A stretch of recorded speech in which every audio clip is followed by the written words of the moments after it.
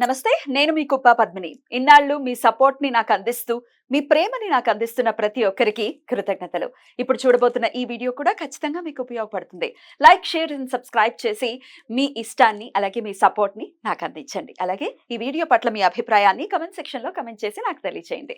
నమస్తే, welcome to our channel. నేను పద్మిని. ప్రస్తుతంతో పాటు ప్రముఖ ఆధ్యాత్మికవేత్త, సూర్యోపాసకులు, sun spiritual society founder Vikramaditya garu ఉన్నారు. మాట్లాడదాం. సార్ నమస్తే. సార్ సూర్యోస్మి తల్లి. సార్ ముందుగా మీకు దుర్గాష్టమి శుభాకాంక్షలు. సార్ మీకు కూడా అమ్మా థ్యాంక్ యూ. అష్టమి శుభాకాంక్షలు. ఆవిడ మనం ఏ రూపంలో అనేది ఇప్పుడు మాట్లాడుకుందాం. మరి నవదుర్గా సాంప్రదాయం ప్రకారం ఏ రూపాల్లో కొలుచుకుంటున్నాం అనేది చాలా వివరంగా మీరు తెలియజేస్తున్నందుకు కృతజ్ఞతలు తెలియజేస్తూ, 8వ రోజు దుర్గాష్టమి. అసలు ఇదివరకు రోజుల్లో అయితే మా చిన్నప్పుడైతే ఈ 8, 9, 10 రోజులే హడావిడి ఎక్కువ ఉండేది కదా. ముందు రోజులు మనం బాగా సాధనలో ఉన్న వాళ్ళు చేసుకునేవారేమో గానీ, దసరా అంటే 3 రోజులు, దుర్గాష్టమి, మహర్నవమి, విజయదశమి.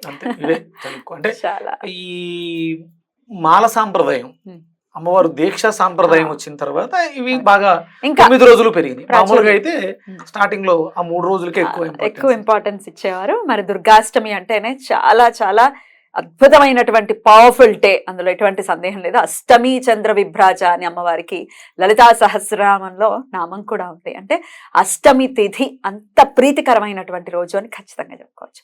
మరి అష్టమి రోజు అమ్మవారిని ఏ రూపంలో కొలుచుకోవాలి, ఒక వెజిటబుల్ని, ఏ వెజిటబుల్ని ఖచ్చితంగా అమ్మవారికి నివేదన చేసి అది మనం తీసుకుంటే గనక ఎటువంటి సమస్యల నుంచి బయటపడతాం, ఇత్యాది విషయాలు మీ ద్వారా. సార్ అంటే ఇక్కడ మనకి అష్టమి అనగానే అదొక నెగిటివ్ గా మాట్లాడుకుంటాం మిగతా రోజులు. అంటే ఇప్పుడు దుర్గాష్టమి ఆవిడకి ఇష్టమైన రోజు, అలాగే కృష్ణాష్టమి. అంటే అష్టమిలో మనకంటే జ్యోతిష్ శాస్త్రంలో అష్టమి 8వ స్థానం, వృశ్చిక స్థానం అవుతుంది. అది అష్టమి అంటే చీకటి, కష్టం. అంటే కష్టాలు, అష్ట కష్టాలు అంటారు. ఈ అష్ట కష్టాలు పడితే అష్ట సిద్ధులు వస్తాయి. అనిమ, లగిమ, మహిమ, ప్రాకామ్య, ఈప్సిత, అంటే ఈ సిద్ధులన్నీ కూడా 8. ఈ 8 సిద్ధుల్ని సాధించడానికి అవకాశం ఉంది కదా. ఎందుకంత బ్యాడ్ అవుతుంది? ఇదే పవర్ఫుల్. ఇక్కడ నువ్వు పర్ఫెక్ట్ గా ప్రజెంట్ చెయ్యగలిగితే నీలో నిద్రాణంగా ఉన్నటువంటి శక్తులు ప్రతి మనిషి జీవితంలో, ప్రతి మనిషిలో కూడా ఎక్కడో లేవు, స్త్రీ పురుష బయట ఎక్కడ ఏమి లేవు, A to Z మన లోపలే ఉన్నాయి. తెలుసుకుని బయటకు తీసేవా? నిద్ర లేపాలంతే, అంతే. అది తెలియకే ఆ సాధన. మామూలుగా అయితే మనిషి ఇది నార్మల్గా లివింగ్ జీవితాన్ని గడిపేస్తుంటే, కొంచెం ఉన్నతంగా సాధన చేస్తే జ్ఞానవంతుడైతే మనిషే మనీషి అవుతాడు. అంటే తనలో అద్భుతమైనటువంటి జ్ఞానం వృద్ధి చెందింది.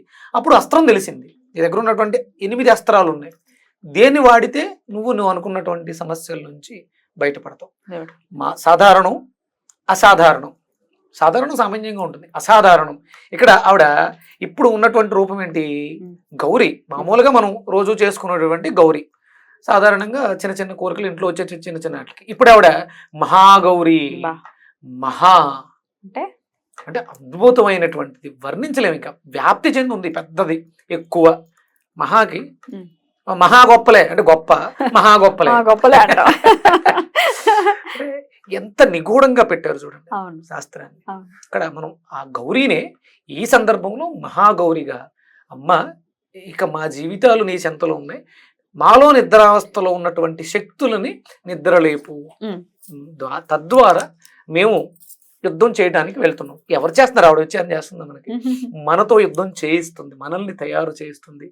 కామ, క్రోధ, లోభ, మోహ, మదమత్స్యాలు అనేటువంటి మహిషాసురుడిని మర్దిస్తుంది.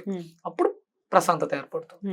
అప్పుడు మనకి లోకోపకారం జరుగుతుంది. అంటే లోకానికి ఉపకారం చేయడం కోసం అమ్మవారు ఈ 9 రోజులు ఆ శక్తితో మనల్ని నింపుతుంది. జాగరూకతతో ఉండండి. అంటే జీవితం అంతా ఎలా గడిపేసాం, సంవత్సరం అంతా ఎలాగో గడిపేసాం.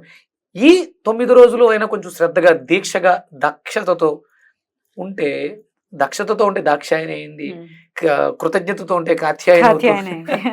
అవన్నీ మనలో కురిపిస్తుంది. మనం అప్పుడు ఎలాంటి కష్టాలు లేకుండా అష్ట కష్టాల నుంచి బయటపడడానికి మహాగౌరి యాదేవి సర్వభూతేషు మహాగౌరి రూపేణ సంస్థిత.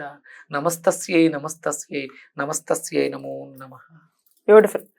ఈ నామాన్ని చక్కగా జపించుకోవచ్చు. ఎలాగో దుర్గాష్టమి అంటే దుర్గాదేవిని ఆరాధన చేసుకుంటారు, దుర్గాదేవిని మహాగౌరిగా చేసుకుంటూ ఈ నామాన్ని చేసుకోమని చెప్తున్నారు. రైట్. అయితే ఇక ఈ సమస్య ఆ సమస్య అని కాదు, ఎటువంటి సమస్య లేకుండా ఉంటుందని ఖచ్చితంగా చెప్పండి. 100% అసలు సమస్య లేదు. సమస్య సమస్య లేదు. ఎలాంటి సమస్యనైనా సరే ఎదుర్కొనే శక్తి మనలో అద్భుతంగా మనలోనే ఉంది. ప్రతి వ్యక్తిలో తాళం చెవి తయారైన తర్వాత తాళం కప్పు తయారైంది. తీడు ఓపెన్ చేయడం ఈజీయే కదా.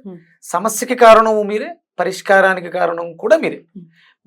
గురువో లేకపోతే వ్యక్తో, విక్రమాదిత్యో, ఇంకొకళ్ళు టార్చ్ లైట్, ఒక కాంతి అంతే. నీలో ఉన్నదే నువ్వే పరిష్కరించుకోగలవు. నీకు ఆ జ్ఞానాన్ని లేకపోతే ఆ ధైర్యాన్ని ఇవ్వడానికి మనం తోడ్పడుతూ ఉంటాం అంతే. నీలో జ్ఞాన జ్యోతి వెలిగినప్పుడు నీ సమస్యలకి పరిష్కారం అద్భుతంగా లభించేస్తుంది. భక్తి, శ్రద్ధ, నమ్మకం, విశ్వాసంతో ప్రయత్నించు, అమ్మవారు తీర్చందంటూ ఏది ఉండదు. ఇక ఒక వెజిటబుల్ థెరపిస్ట్ గా ఏ వెజిటబుల్ ని అమ్మవారికి ఈ రోజు నివేదన చేయమంటారు? అదే ఇక్కడ మనం అష్ట సిద్ధుల గురించి మాట్లాడాం. ఇక్కడ అష్ట సిద్ధులకి ప్రధానమైనటువంటి కారణం, అష్ట కష్టాలకి ప్రధానమైనటువంటి కారణం మనస్సు. మనస్సు ఉన్నది కాబట్టి సమస్య సృష్టించబడింది, లేదు. ఈ మనస్సు చంచలంగా ఉంది, అందుకని ఎక్కువ సమస్యలు సృష్టించేస్తుంది. మళ్ళీ దాన్ని పరిష్కరించుకోవాలంటే దాన్ని ఒకసారి నిలకడగా పెడితే ఇప్పుడు ఈ సమస్యకి పరిష్కారం ఏంటని అదే ఆలోచించగలుగుతుంది.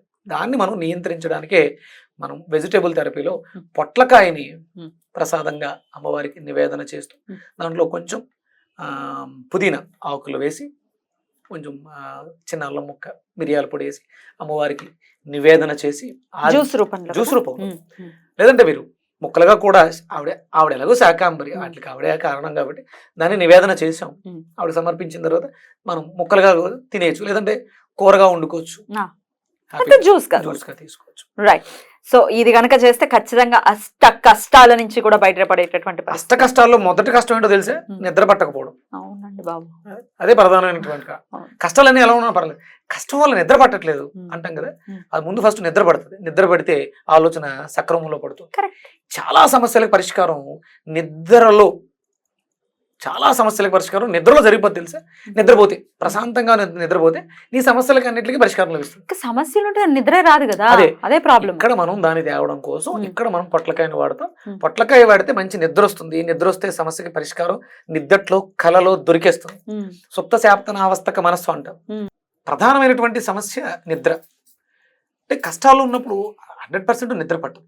నువ్వు నిద్ర పోగలిగావంటే ఆటోమేటిక్గా నీ అన్ని సమస్యలకి A to Z ఇది అది అనేది నువ్వు దేన్నైనా సరే సాధించగలుగుతావు నిద్రపోయినప్పుడు. నిద్ర పట్టడానికి అప్పుడు ఓన్లీ ఇదేదో దుర్గాష్టమి నాడు చేసుకోవాలి అది ఇది, ఇన్సోమేనియాతో బాధపడే వాళ్ళకి కూడా పొట్లకాయ పనిచేస్తుంది, అద్భుతంగా పనిచేస్తుంది. మనస్సుని నియంత్రిస్తుంది. మనస్సు ఎప్పుడైతే నియంత్రించబడుతుందో ఆలోచన బాగుంటుంది. ఆలోచన ఏ రూపంలో కొలుచుకోవాలనేది నెక్స్ట్ వీడియోలో తెలుసుకుందాం. థ్యాంక్ యూ సార్, నమస్తే. సూర్యోస్మి.